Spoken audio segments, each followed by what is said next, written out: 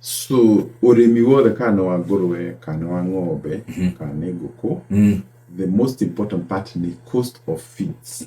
Iria tũrahe ngũkũ ĩyo rĩ nĩ mbia cigana per kilo. So na irio icio ithondekagwo na kĩ input cost ya irio cia ngũkũ rĩ nĩ gũkĩdetermine bei ya ngũkũ.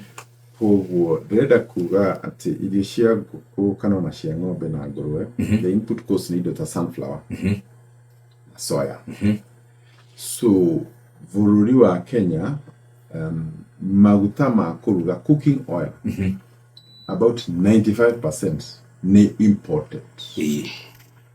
Mau mwa import rĩ murari import kĩndũ already refined koguo na by product. Bururi wa Uganda rĩ makoragia sunflower. Mao kama karuta maguta ma kũruga na the remnants rĩ kana kĩrĩa gĩatigara rĩ gĩathi gũthondeka animal feeds.